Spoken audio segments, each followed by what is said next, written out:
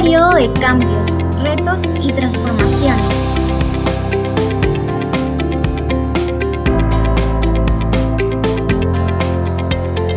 Hola, buen día. Nosotros somos el grupo 6 conformado por Valentina, Rodrigo, Fran, Josué y quien les habla, Araceli. Nosotros hemos elegido la educación en el Perú durante la crisis del orden oligárquico entre 1930 a 1968.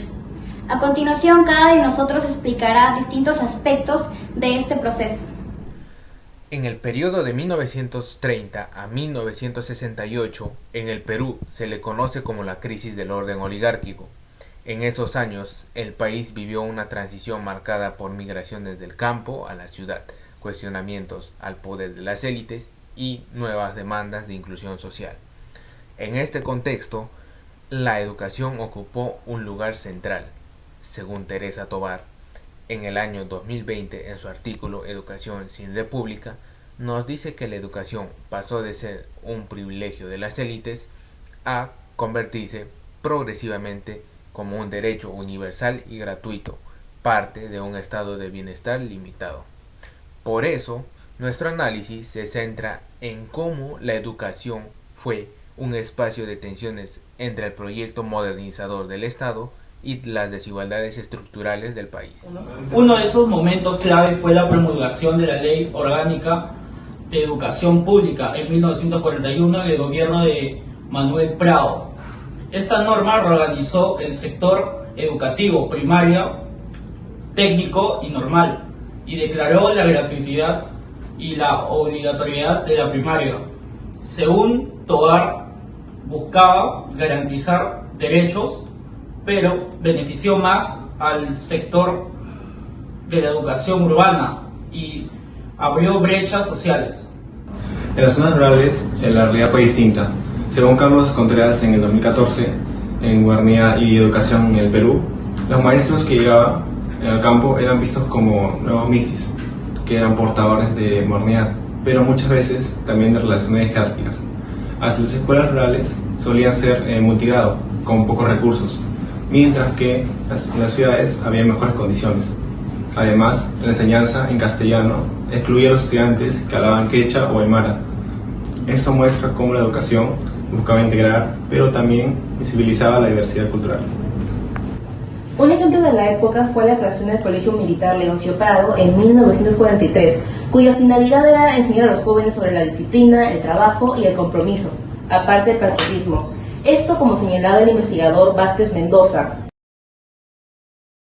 Si revisamos una fuente primaria, sería el artículo 3 de la Ley Orgánica de la Educación de 1941, la cual señalaba que toda educación brindada por el Estado sería gratuita. Sin embargo, en la práctica, como señalaban Tobar y Contreras, esta no llegaba a todos los sectores, ya que en el campo faltaban maestros, recursos y también escuelas. Del contexto aprendimos que la crisis del orden oligárquico permitió replantear la educación como un derecho y no como un privilegio. Del análisis legal de la ley de 1941 que intentó ampliar la cobertura, aunque su aplicación fue desigual entre el campo y la ciudad.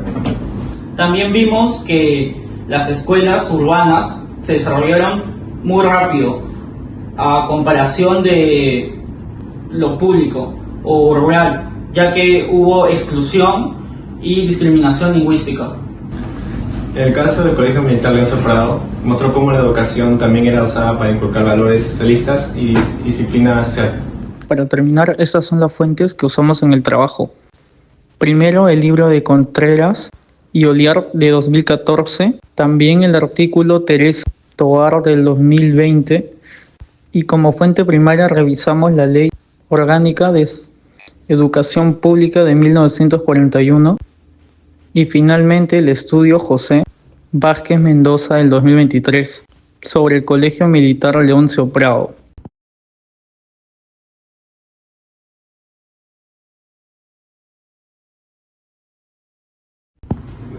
En conclusión, la educación de 1930 a 1968 fue un proceso de transición la cual avanzó en democratización, pero mantuvo brechas que todavía persisten hoy, como la desigualdad rural, urbana y el limitado acceso en comunidades indígenas. Por eso, conocer el pasado nos permite comprender mejor los retos del presente y los caminos hacia el futuro.